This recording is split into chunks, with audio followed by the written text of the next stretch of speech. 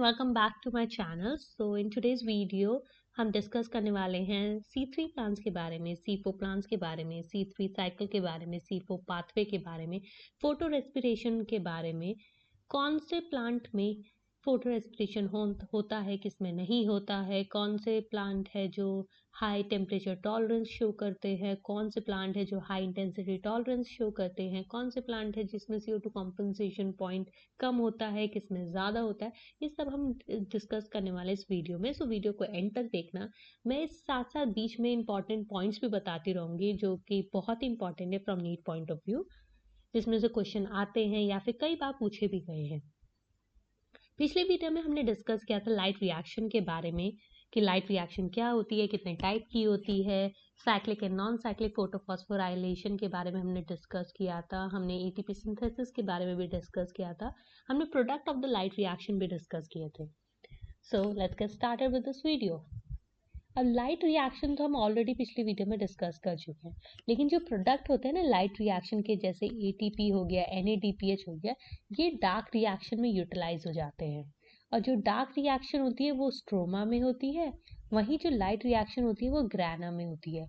ये इंपॉर्टेंट है, इसको याद रख लेना, क्योंकि कई बार पूछ भी लेते हैं लोकेशन कि भैया डार्क रिएक्शन कहाँ पे हो रही है, लाइट रिएक्शन कहाँ पे हो रही है। तो आपको पता होना चाहिए कि लाइट रिएक्शन ग्रैना में होती है, वहीं जो डार्क रिएक्शन होती है वो स्ट्रोमा में होती है। अब डार्क रिएक्शन के ना बहुत सारे ऑल्टरनेटिव नेम है, जैसे बायोसिंथेटिक फेज हो गया, कैल्विन साइकिल हो गया, C3 साइकिल हो गया, या लाइट इंडिपेंडेंट रिएक्शन भी बोलते हैं। अब लाइट इंडिपेंडेंट रिएक्शन तो इसलिए बोल रहे हैं क्योंकि उसको लाइट की रिक्वायरमेंट ही नहीं है। जो भी प्रोडक्ट लाइट रिएक्शन में बनते हैं जैसे ATP और NADPH, वो डार्क रिएक्शन में यूटिलाइज हो जा रहे हैं, इसलिए हम डार्क रिएक्शन को लाइट इंडिपेंडेंट रिएक्शन भी कहते हैं। अब कभी भी क्वेश्चन आए ना बायोसिंथेटिक फेज के बारे में, कैल्विन साइकिल के बारे में, C3 साइकिल के बारे में, या लाइट इंडिपेंडेंट रिएक्शन के बारे में, तो कंफ्यूज मत हो जाना, क्योंकि ये सब किसके बारे में बात कर रहे हैं, सब डार्क रिएक्शन के बारे में ही बात कर रहे हैं। अब ये तो मैंने बताया है कि जो डार्क रिएक्शन होती है वो स्ट्रोमा में होती है, ठीक है। और जो ऑल्टरनेटिव नेम होता है डार्क रिएक्शन का, उसको हम कैल्विन साइकिल भी बोल देते हैं। कैल्विन साइकिल क्यों बोल रहे हैं? क्योंकि जो पहला साइंटिस्ट था ना जिसने इसको ऑब्जर्व किया था वो था मेल्विन कैल्विन, इसलिए इसको कैल्विन साइकिल भी बोलते हैं। अब कैल्विन साइकिल को हम C3 साइकिल भी कहते हैं, क्योंकि जो पहला स्टेबल प्रोडक्ट फॉर्म होता है इस साइकिल में वो 3 PGA है। और 3 PGA जो है वो 3 कार्बन कंपाउंड है, या फिर इसको बोलते हैं 3 फॉस्फोग्लिसरेट, ठीक है। ये 3 कार्बन कंपाउंड है, इसलिए इसको C3 साइकिल भी कहते हैं। अब स्ट्रोमा में होता क्या है कि राइबोलोज 1,5 बिसफॉस्फेट स्ट्रोमा में प्रेजेंट होता है। जैसे ही एटमॉस्फेयर से CO2 आती है, वो इस राइबोलोज 1,5 बिसफॉस्फेट के साथ कंबाइन होके 2 मॉलिक्यूल बना लेती है 3 PGA के, या फिर 3 फॉस्फोग्लिसरेट, ठीक है। इसी प्रोसेस को हम कार्बोक्सिलेशन कहते हैं। और जो एंजाइम इसमें इन्वॉल्व है वो है रुबिस्को। ये इंपॉर्टेंट है, इसको याद रख लेना, क्योंकि रुबिस्को मोस्ट अबेंडेंट एंजाइम है in the world. So Rubisco Calvin cycle में इन्वॉल्व होता है। कौन से फेज में इन्वॉल्व होता है? कार्बोक्सिलेशन फेज में इन्वॉल्व होता है। क्या करता है? CO2 का फिक्सेशन करता है। राइबोलोज 1,5 बिसफॉस्फेट जब CO2 के साथ कंबाइन होता है वो 2 मॉलिक्यूल ऑफ 3 फॉस्फोग्लिसरेट बना लेता है। जो एंजाइम इसमें इन्वॉल्व होता है वो रुबिस्को होता है। प्रोसेस को हम कहते हैं कार्बोक्सिलेशन। अब ये जो 2 मॉलिक्यूल ऑफ 3 फॉस्फेट होता है ये रिड्यूस होकर ट्रायोस फॉस्फेट बना लेते हैं। इस प्रोसेस को हम रिडक्शन कहते हैं। और इस प्रोसेस में जो इन्वॉल्व होता है वो होता है ATP और NADPH। ये लाइट रिएक्शन के प्रोडक्ट है, जो हमने पहले डिस्कस करा था कि लाइट रिएक्शन में ATP और NADPH बनता है। ये ATP और NADPH रिडक्शन फेज जो होता है ना कैल्विन साइकिल में, उसमें यूटिलाइज हो जाते हैं और क्या बनाते हैं? 2 मॉलिक्यूल ऑफ 3 फॉस्फोग्लिसरेट से ट्रायोस फॉस्फेट का फॉर्मेशन करते हैं।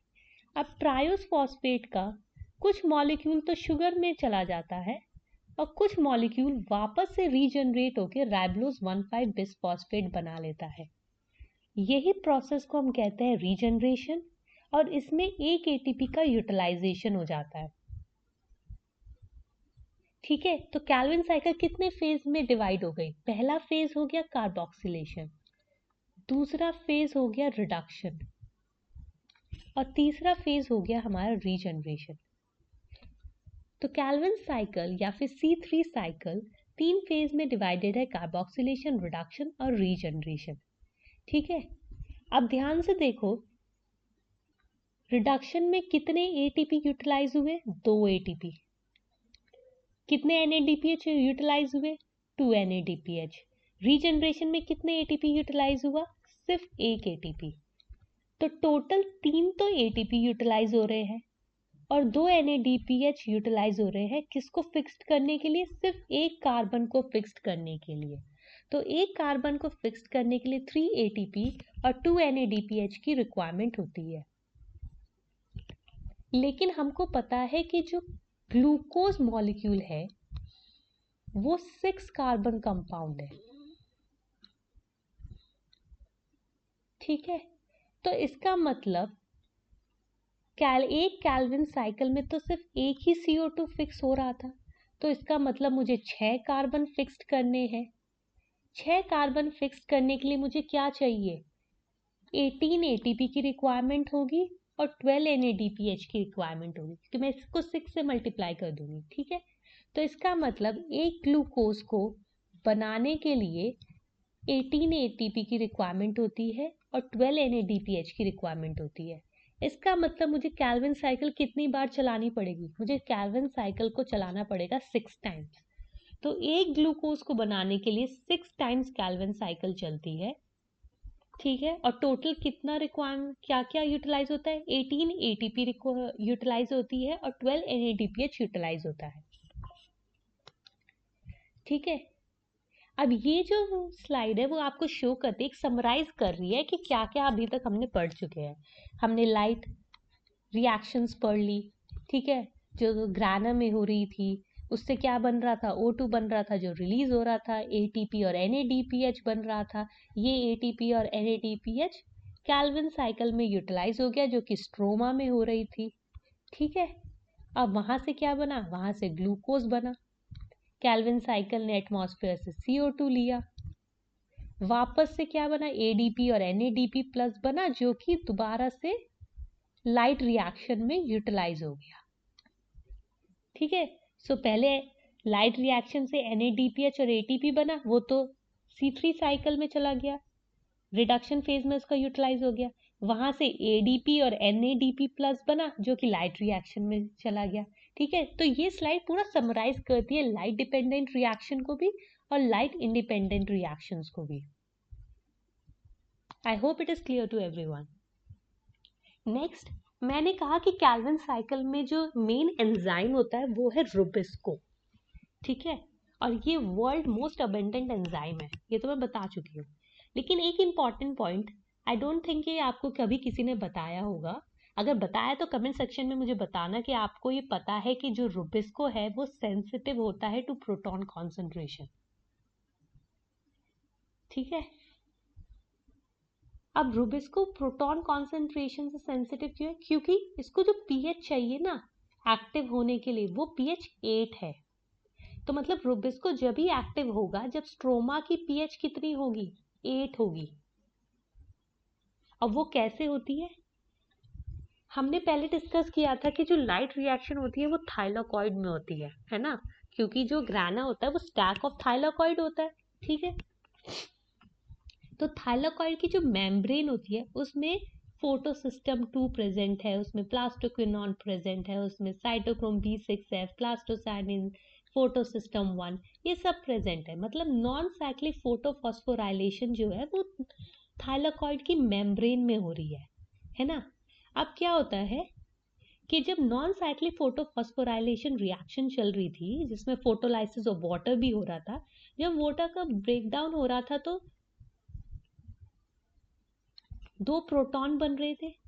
तो इसका मतलब थाइलाकॉइड ल्यूमेन में 2 प्रोटॉन तो फोटोलाइसिस ऑफ वाटर से आ गए। फिर जब इलेक्ट्रॉन का ट्रांसफर हो रहा था तो साइटोक्रोम जो B6F है वो स्ट्रोमा से प्रोटॉन वापस ल्यूमेन में लेके आ रहा था, है ना। फिर उसके बाद जब इलेक्ट्रॉन PS1 पे पहुंचा और PS1 ने जब इलेक्ट्रॉन FNR को दिया, जो फेराडॉक्सी NADP रिडक्टेज है, उस पे जैसे इलेक्ट्रॉन आया, उसने क्या किया, उसने स्ट्रोमा में से H+ लेके उसने NADPH बना दिया। इसका मतलब वो कहाँ से ले रहा है H+, वो ले रहा है स्ट्रोमा में से। तो स्ट्रोमा के तो कॉन्सेंट्रेशन जो है H+ की वो डिक्रीज हो गई और ल्यूमेन में बढ़ गई, क्योंकि ल्यूमेन में फोटोलाइसिस भी हो रहा है, वाटर का ब्रेकडाउन हो रहा है, जिसकी वजह से H+ की कॉन्सेंट्रेशन बढ़ रही है। ऊपर से साइटोक्रोम B6F है, वो भी स्ट्रोमा में से H+ थाइलाकॉइड की ल्यूमेन में लेके आ रहा है, तो फिर से कॉन्सेंट्रेशन बढ़ रही है H+ की। ठीक है, और बाहर स्ट्रोमा में क्या था, जितना H+ था, एक तो कुछ तो वो थाइलाकॉइड के ल्यूमेन में चला गया, कुछ FNR ने यूटिलाइज कर लिया NADPH बनाने के लिए, तो उसमें क्या हुआ, स्ट्रोमा में कॉन्सेंट्रेशन H+ की गिर गई। अब H+ की जैसी कॉन्सेंट्रेशन गिरेगी, क्या होगा, pH हमारी इंक्रीज हो जाएगी, और pH इंक्रीज होगी तो क्या एक्टिव हो जाएगा, रुबिस्को एक्टिव हो जाएगा। रुबिस्को एक्टिव हो जाएगा तो क्या परफॉर्म करेगा, वो कैल्विन साइकिल में कार्बोक्सिलेशन रिएक्शन परफॉर्म करेगा, जिसकी वजह से कैल्विन साइकिल चलेगी और हमें शुगर मॉलिक्यूल मिलेगा। तो ये याद रख लेना कि जो रुबिस्को है वो सेंसिटिव है टू प्रोटॉन कॉन्सेंट्रेशन। जब तक प्रोटॉन कॉन्सेंट्रेशन नहीं बनेगी ना, जब तक प्रोटॉन की कॉन्सेंट्रेशन कम नहीं होगी और pH इंक्रीज नहीं होगी, रुबिस्को एक्टिव ही नहीं होगा। अब रुबिस्को जो होता है ना, वो एक बायफंक्शनल एंजाइम है। बायफंक्शनल क्यों है, पहले ना इसकी ये जो टर्म है रुबिस्को, इसको ना ब्रेक डाउन कर लेते हैं। RU का मतलब होता है राइबोलोज, BIS का मतलब है बिसफॉस्फेट। ठीक है, अब ये जो C है ना, वो रिप्रेजेंट करता है कार्बोक्सिलेज एक्टिविटी रुबिस्को की, और जो O है वो रिप्रेजेंट करता है ऑक्सीजनेज एक्टिविटी ऑफ रुबिस्को। इसलिए मैंने कहा कि जो रुबिस्को है वो एक बायफंक्शनल एंजाइम है, क्योंकि वो दो तरह की एक्टिविटी को परफॉर्म कर सकता है। पहली हो गई वो रुबिस्को भी, पहली के वो कार्बोक्सिलेज भी परफॉर्म कर सकता है, दूसरी वो ऑक्सीजनेज एक्टिविटी को भी परफॉर्म कर सकता है। इसलिए मैंने उसको कहा कि वो एक बायफंक्शनल एंजाइम है। अगर वो कार्बोक्सिलेज है तो क्या करेगा, वो CO2 का फिक्सेशन करेगा, और हमने देखा हमें कैल्विन साइकिल में क्या चाहिए, हमें CO2 का फिक्सेशन ही तो कराना है, हमें कार्बोक्सिलेशन रिएक्शन ही तो परफॉर्म करानी है, और वही रुबिस्को कैल्विन साइकिल में करता है, वो CO2 का फिक्सेशन कराता है और 3PGA का फॉर्मेशन कराता है। लेकिन क्या अगर ये मानो कि CO2 की कॉन्सेंट्रेशन कम हो जाए, अगर CO2 की कॉन्सेंट्रेशन कम हो गई, उस केस में क्या होगा, रुबिस्को जो है ना, वो instead of performing carboxylase activity वो क्या परफॉर्म करेगा, वो ऑक्सीजनेज एक्टिविटी परफॉर्म करेगा, मतलब वो ऑक्सीडेशन करना स्टार्ट कर देगा। अगर CO2 की कॉन्सेंट्रेशन डिक्रीज हुई तो रुबिस्को ऑक्सीजनेज एक्टिविटी परफॉर्म करेगा। अगर टेम्परेचर इंक्रीज हुआ तब भी क्या होगा, रुबिस्को ऑक्सीजनेज एक्टिविटी परफॉर्म करेगा, क्योंकि जब टेम्परेचर इंक्रीज होता है तो जो CO2 की सॉल्युबिलिटी है ना वाटर में, वो डिक्रीज हो जाती है। अब CO2 की सॉल्युबिलिटी वाटर में डिक्रीज होगी तो इसका मतलब CO2 कॉन्सेंट्रेशन ड्रॉप हो जाएगी, प्लांट को CO2 नहीं मिलेगा, CO2 नहीं मिलेगा तो क्या होगा, रुबिस्को ऑक्सीजनेज एक्टिविटी परफॉर्म करेगा। तो ये इंपॉर्टेंट है, इसको याद रख लेना कि रुबिस्को कब कब ऑक्सीजनेज एक्टिविटी परफॉर्म करता है, जब टेम्परेचर हाई होता है या जब CO2 की कॉन्सेंट्रेशन कम होती है। तो ये दो केसेस है जब रुबिस्को ऑक्सीजनेज एक्टिविटी परफॉर्म करता है।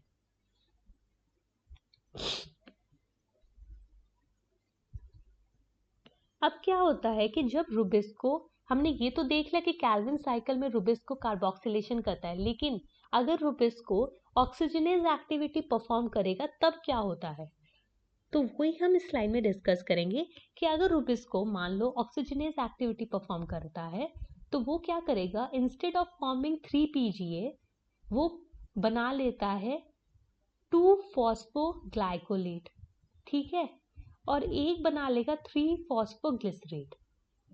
ये करता है रुबिस्को काम।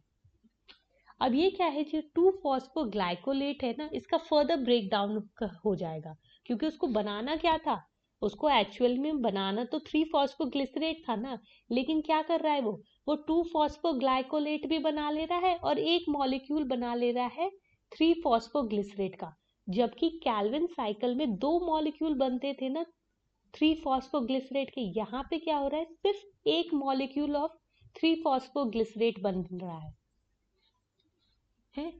अब क्या हो गया, जो 2-फॉस्फोग्लाइकोलेट होता है ना उसका फर्दर ब्रेक डाउन होता रहता है, क्योंकि अब ऐसा है जो 3-फॉस्फोग्लिसरेट बना वो तो कैल्विन साइकिल में चला गया, लेकिन अब ये 2-फॉस्फोग्लाइकोलेट का क्या होगा, ये 2-फॉस्फोग्लाइकोलेट पहले कन्वर्ट होता है ग्लाइकोलेट में, ये ग्लाइकोलेट जाएगा फिर पेरोक्सिसोम में, वहां पे ये ग्लाइकोलेट ग्लाइऑक्सीलेट में कन्वर्ट हो जाता है और हाइड्रोजन पेरोक्साइड का फॉर्मेशन होता है।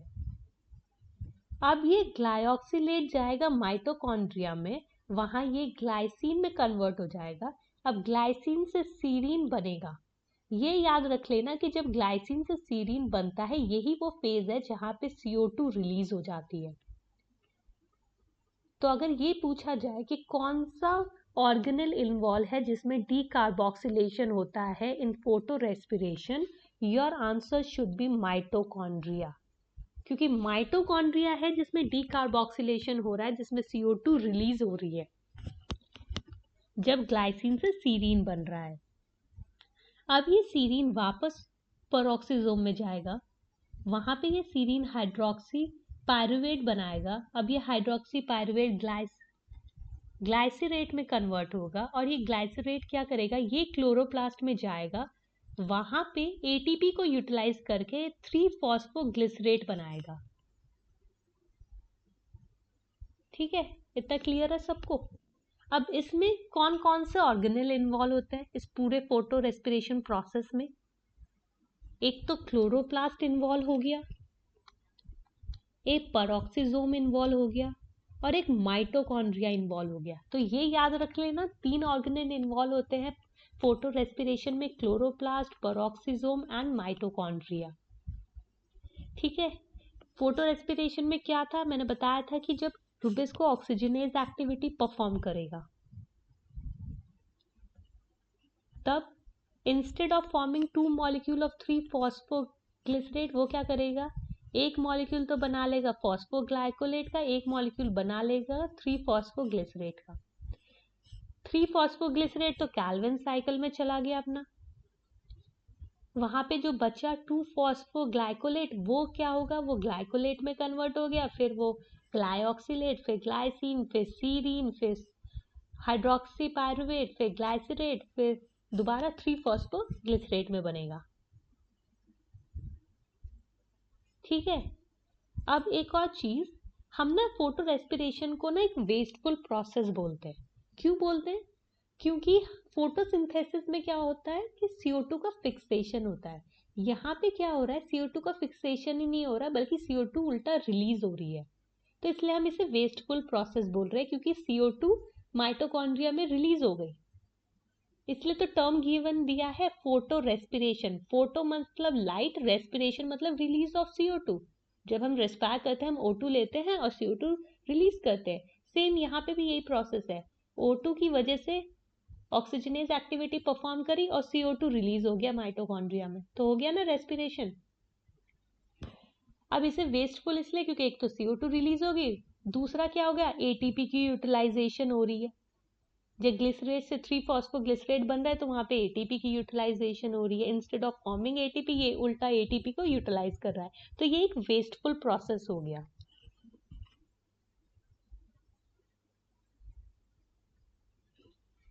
अब फोटो रेस्पिरेशन जो होता है ना इसको हम वार्बर्ग इफेक्ट भी कहते हैं। जो फर्स्ट साइंटिस्ट था जिसने इसको ऑब्जर्व किया था फोटो रेस्पिरेशन को, वो था ऑटो वार्बर्ग। कहा था, वार्बर्ग ने ये कहा था कि जो O2 होता है वो इनहिबिट करता है फोटोसिंथेसिस को। कैसे, क्योंकि फोटो रेस्पिरेशन में मैंने आपको बताया कि CO2 तो रिलीज हो जाती है, प्लस ATP का भी यूटिलाइजेशन होता है, और हमने पढ़ा है कि फोटोसिंथेसिस में क्या होता है, CO2 का फिक्सेशन होता है, लेकिन फोटो रेस्पिरेशन में तो CO2 रिलीज हो रही है। तो क्या हो रहा है कि फोटो रेस्पिरेशन में O2 इनहिबिट कर रहा है फोटोसिंथेसिस को। जिसकी वजह से प्रोडक्टिविटी डिक्रीज हो रही है। इसी को हम कहते हैं वार्बर्ग इफेक्ट। और ये एक फोटो रेस्पिरेशन ना, ये एक वेस्टफुल प्रोसेस है क्योंकि CO2 रिलीज हो रहा है और ATP यूटिलाइज हो रही है इस पूरे प्रोसेस में, इसलिए इसको वेस्टफुल प्रोसेस कहा। दूसरा, ये फोटो रेस्पिरेशन C3 प्लांट्स में देखने को मिलता है। सिर्फ C3 प्लांट्स में हमें फोटो रेस्पिरेशन देखने को मिलता है क्योंकि उसमें कैल्विन साइकिल होती है, उसमें रुबिस्को होता है, रुबिस्को के पास ऑक्सीजनेज एक्टिविटी होती है, इसलिए हमें फोटो रेस्पिरेशन C3 प्लांट्स में देखने को मिलता है। अब मैंने कहा कि C3 प्लांट्स में तो फोटो रेस्पिरेशन देखने को मिल गया, लेकिन कुछ प्लांट्स ऐसे भी हैं जिन्होंने अपने आप को इवॉल्व किया।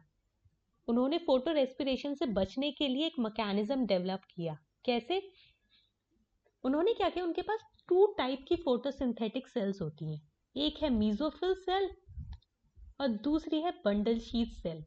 जबकि C3 प्लांट्स में क्या था, उनके पास सिर्फ मीजोफिल सेल्स ही थी, उनके पास बंडल शीथ सेल नहीं थी।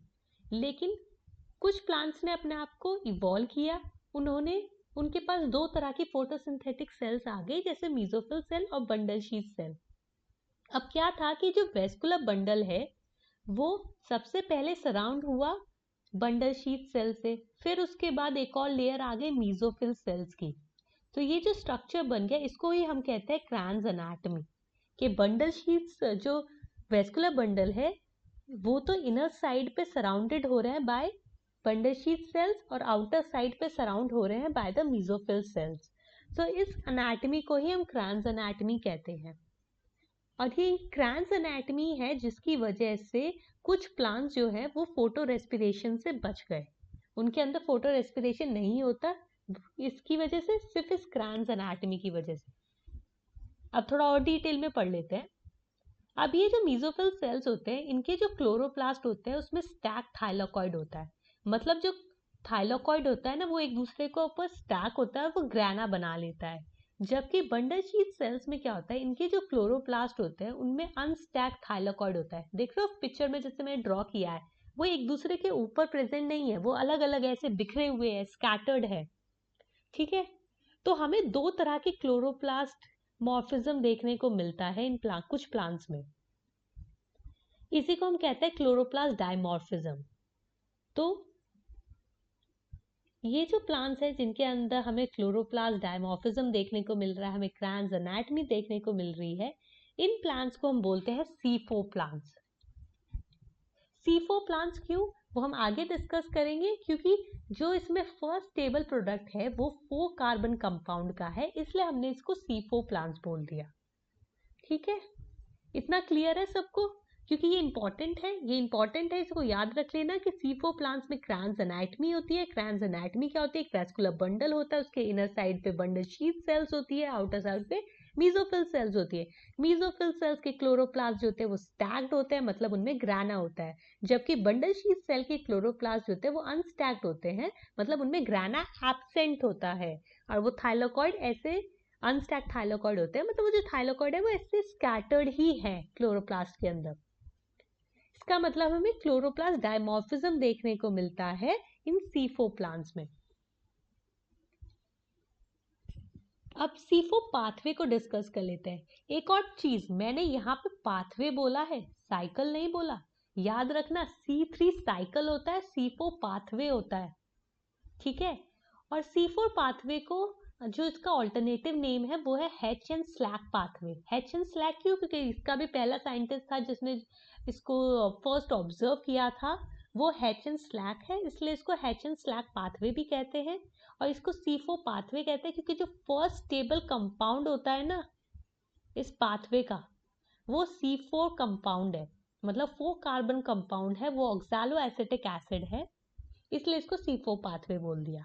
अब होता क्या है, सबसे पहले जो CO2 है फ्रॉम द एटमॉस्फेयर वो जाती है मीजोफिल सेल्स में। मीजोफिल सेल्स में वो वाटर के साथ कंबाइन करके हाइड्रोजन कार्बोनेट बना लेती है। ये हाइड्रोजन कार्बोनेट फिर इसका कार्बोक्सिलेशन होता है और ये बना लेता है C4 एसिड, जिसको हम ऑक्सैलो एसिटिक एसिड भी बोलते हैं। क्योंकि ये जो हाइड्रोजन कार्बोनेट था इसने फॉस्फोइनॉल पायरुवेट के साथ कंबाइन करके C4 एसिड बना लिया। इस प्रोसेस को हम कार्बोक्सिलेशन कहते हैं। इसमें जो एंजाइम इन्वॉल्व है ना वो है PEP carboxylase, phosphoenol pyruvate carboxylase. इसको याद रख लेना, ये बहुत ही इंपॉर्टेंट है क्योंकि C3 साइकिल में जो जब कार्बोक्सिलेशन हो रहा था फर्स्ट फेज में, उसमें रुबिस्को इन्वॉल्व था। लेकिन मीसोफिल सेल्स में जब C4 पाथवे में जब CO2 फिक्सेशन हो रहा है, वहां पे जो एंजाइम इन्वॉल्व है वो पेप कार्बोक्सिलेज है।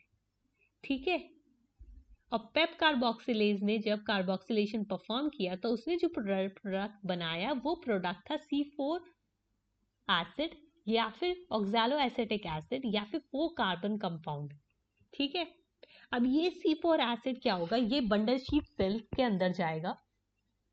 जैसे ही बंडल शीट सेल के अंदर ये C4 एसिड गया, अब इसका डी कार्बोक्सिलेशन होगा। यहाँ पे CO2 रिलीज हो जाती है, अब फिर से C3 एसिड बन जाता है।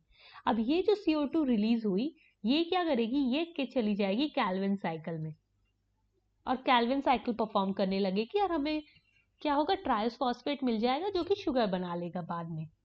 बचा हुआ ये जो C3 एसिड है, ये क्या करेगा, ये वापस जाएगा मीसोफिल सेल्स में। वहां पे ये एटीपी को यूटिलाइज करके इसका रीजनरेशन होगा और ये फॉस्फोइनॉल पायरुवेट बना लेगा, जो कि बाद में अगेन वो एक कार्बोक्सिलेशन प्रोसेस में चला जाएगा। ठीक है, तो इसको याद रख लेना, ये बहुत ही इंपॉर्टेंट पॉइंट है कि डी कार्बोक्सिलेशन कहाँ होता है। सो C4 पाथवे में जो डी कार्बोक्सिलेशन होता है वो बंडल शीट सेल में होता है। और कार्बोक्सिलेशन कहाँ होता है, कार्बोक्सिलेशन हो रहा था मीसोफिल सेल में। ये इंपॉर्टेंट है, पूछा जाता है, इसको याद रख लेना, गांठ बांध के याद रख लो कि भैया कार्बोक्सिलेशन जो होता है वो मीसोफिल सेल्स में होता है, पेप कार्बोक्सिलेज इन्वॉल्व होता है। डीकार्बोक्सिलेशन बंडल शीट सेल में होता है, जब CO2 रिलीज हो जाती है तो कैल्विन साइकिल में चली जाती है। तो इसका मतलब अब ये भी पूछा जाता है कि कैल्विन साइकिल C4 पाथवे में कहाँ होती है, तो याद रख लेना कि C4 पाथवे में कैल्विन साइकिल जो होती है वो बंडल शीट सेल में होती है। वही C3 साइकिल में या फिर C3 प्लांट में जो C3 साइकिल होती है, जो कैल्विन साइकिल होती है, वो मीसोफिल सेल्स में होती है। ये बहुत ही इंपॉर्टेंट पॉइंट है इन दोनों को डिफ्रेंशिएट करने के लिए, प्लीज इसको याद रख लेना, हर साल पूछा जाता है क्वेश्चन। और एक और चीज, मैंने ना यहाँ पे देखो डायग्राम, मैंने मीसोफिल सेल को बहुत ही थिन लेयर बनाई है उसकी, लेकिन मैंने बंडल शीट सेल की ना जो सेल वॉल है बहुत ही थिक बनाई है। क्यों, क्योंकि जो बंडल शीट सेल्स होती है ना उनकी थिक सेल वॉल होती है। तो ये याद रख लेना, थिक सेल वॉल होती है बंडल शीट सेल की। ये भी बहुत इंपॉर्टेंट पॉइंट है। और वो क्यों होती है थिक सेल वॉल, ताकि ये जो CO2 बना है ना डीकार्बोक्सिलेशन प्रोसेस से इन बंडल शीट सेल, वो बाहर ना जा सके। क्योंकि इसकी जो सेल्स होती है ना बंडल शीट सेल्स की, वो इनपर्वियस होती है, वो CO2 को बाहर जाने ही नहीं देती। CO2 बाहर नहीं जाएगा तो क्या होगा, CO2 की कॉन्सेंट्रेशन अंदर बंडल शीट सेल्स में इंक्रीज हो जाएगी। जैसे ही CO2 की कॉन्सेंट्रेशन इंक्रीज होगी, क्या होगा, जो रुबिस्को है ना कैल्विन साइकिल वाला, वो क्या परफॉर्म करेगा, वो कार्बोक्सिलेज एक्टिविटी परफॉर्म करेगा। क्योंकि CO2 की कॉन्सेंट्रेशन बढ़ गई, वो कार्बोक्सिलेज एक्टिविटी परफॉर्म करेगा और 3-फॉस्फोग्लिसरेट से फिर वो ट्राइस फॉस्फेट बना के शुगर बना लेगा। यहाँ इसका मतलब यहाँ पे फोटो रेस्पिरेशन हो ही नहीं रहा। यही इंपॉर्टेंट पॉइंट है। जब भी मैंने यहाँ पे जो बंडल शीट सेल है ना वो थिक सेल वॉल की बनाई है, बहुत मोटी बनाई है, ताकि जो CO2 रहता है ना वो बाहर ही नहीं जाएगा। CO2 की कॉन्सेंट्रेशन बढ़ेगी बढ़ेगी तो फिर रुबिस्को कार्बोक्सिलेज एक्टिविटी परफॉर्म करेगा, फोटो रेस्पिरेशन नहीं होगा।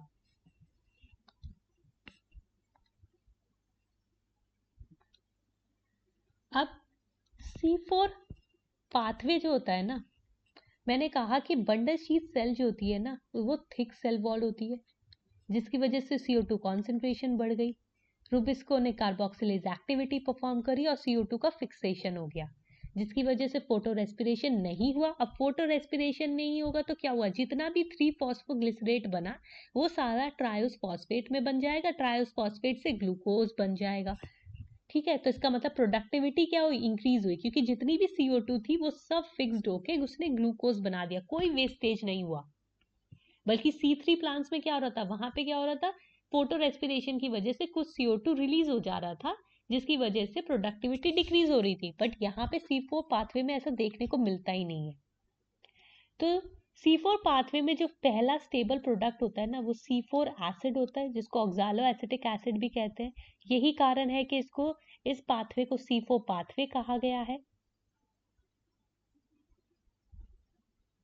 ठीक है, I hope it is clear to everyone. ज्यादा कुछ नहीं है, बस मेन ये है कि कहाँ पे कैल्विन साइकिल हो रही है, कैल्विन साइकिल में कहाँ पे डीकार्बोक्सिलेशन हो रहा है, कहाँ पे कार्बोक्सिलेशन हो रहा है, कौन सा एंजाइम इन्वॉल्व हो रहा है, ये बहुत इंपॉर्टेंट है। नेक्स्ट हम डिस्कस करने वाले हैं कि C3 प्लांट C4 प्लांट से और कैसे डिफर कर सकता है। पहला तो हम यही डिस्कस कर लेते हैं कि हाँ भैया, C3 प्लांट्स में फोटो रेस्पिरेशन होता है, C4 प्लांट्स में फोटो रेस्पिरेशन नहीं होता। क्यों नहीं होता? क्योंकि उनके पास क्रैंस एनाटमी होती है और C3 प्लांट्स में क्रैंस एनाटमी नहीं होती है। तीसरा पॉइंट, C3 प्लांट्स में जो CO2 कॉम्पेंसेशन पॉइंट होता है ना, वो ज़्यादा होता है as compare to C4 plants. क्यों? क्योंकि C4 प्लांट्स में मैंने आपको बताया क्रैंस एनाटमी होती है, वहाँ पे जो बंडल शीथ सेल्स होती है वो थिक वॉल्ड होती है। जैसे ही CO2 फॉर्म्ड होता है बंडल शीथ सेल में, वो बाहर नहीं जा पाता, तो वहाँ पे CO2 की कॉन्सेंट्रेशन बहुत जल्दी इंक्रीज हो जाती है। वहीं C3 प्लांट्स में जो CO2 कॉम्पेंसेशन पॉइंट होता है वो देर में आता है, क्योंकि फोटो रेस्पिरेशन की वजह से कुछ CO2 बार बार रिलीज होती रहती है। अब C3 प्लांट्स जो होते हैं ना, वो हमें लो टेम्परेचर में देखने को मिलते हैं, क्योंकि अगर टेम्परेचर इंक्रीज हो जाएगा तो क्या होगा, इंक्रीज होने से CO2 की सॉल्युबिलिटी डिक्रीज हो जाएगी वाटर में, उसकी वजह से क्या होगा, CO2 कॉन्सेंट्रेशन ड्रॉप हो जाएगी। जैसे ही CO2 की कॉन्सेंट्रेशन ड्रॉप हुई, तभी रुबिस्को ने परफॉर्म करी oxygenase activity. Oxygenase activity perform करके फोटो रेस्पिरेशन करने लगेगा। फोटो रेस्पिरेशन करेगा तो प्रोडक्टिविटी डिक्रीज हो जाएगी। इसलिए जो C3 प्लांट्स होते हैं वो जनरली लो टेम्परेचर एरियाज में होते हैं। और जो C3 प्लांट्स होते हैं वो लो लाइट इंटेंसिटी को टॉलरेट कर पाते हैं, क्योंकि हमें पता है कि लाइट इंटेंसिटी डायरेक्टली प्रोपोर्शनल होती है टू टेम्परेचर। अगर लाइट इंटेंसिटी में वो इंक्रीज करूंगी तो टेम्परेचर भी इंक्रीज होगा। अब क्या होता है, C4 प्लांट्स ना वो हाई टेम्परेचर को भी टॉलरेट कर सकते हैं और वो हाई लाइट इंटेंसिटी को भी टॉलरेट कर सकते हैं। क्यों? क्योंकि उनके पास क्रैंस एनाटमी है। क्रैंस एनाटमी की वजह से उनमें फोटो रेस्पिरेशन नहीं होता। फोटो रेस्पिरेशन नहीं होगा तो टेम्परेचर बढ़ा दो उन्हें फर्क नहीं पड़ता, लाइट इंटेंसिटी बढ़ा दो इन्हें फर्क नहीं पड़ता। इसलिए C4 प्लांट्स हाई टेम्परेचर और हाई लाइट इंटेंसिटी को टॉलरेट कर सकते हैं। इसको याद रख लेना, ये भी इंपॉर्टेंट पॉइंट है। अब जो एग्जाम्पल है C4 प्लांट्स के, वो ग्रामिनेसी फैमिली है, जिसमें कॉर्न आता है, शुगर केन हो गया, चिनोपोडिएसी हो गया, साइपरेसी हो गया। C3 प्लांट्स के जो एग्जाम्पल है, राइस है, वीट है, बार्ले है, स्पिनच है, टोबैको है। और जो C3 प्लांट्स होते हैं ना, ये भी याद रख लेना कि उसमें खाली C3 साइकिल होती है, लेकिन जो C4 प्लांट होता है उसमें C3 साइकिल भी होती है और C4 पाथवे भी होता है। इसका मतलब उसमें Calvin cycle plus hatch and slack pathway दोनों होता है। ये याद रख लेना, ये भी इंपॉर्टेंट है। ये भी पूछा जाता है कि कैल्विन साइकिल किस किस में होती है, ऑप्शन दे देंगे C3 एंड C4। तो ये याद रख लेना कि C3 C4 दोनों में ही कैल्विन साइकिल होती है। C3 में कैल्विन साइकिल मीसोफिल सेल्स में होती है, C4 में जो कैल्विन साइकिल होती है वो बंडल शीथ सेल में हो रही है। लोकेशन याद रख लेना, ये भी इंपॉर्टेंट है। I hope it is clear to everyone. Thank you for watching this video. अगर कंटेंट पसंद आया तो please like, share and subscribe to my channel. और ये, अगर आपको और भी सजेशन देने हैं कि अगली वीडियो किस पर चाहिए, क्या टॉपिक, अगर कोई टॉपिक है जो आपको समझ में नहीं आया, आप कमेंट सेक्शन में मुझे बता सकते हैं। Thank you for watching this video and see in the next video. Bye bye, take care.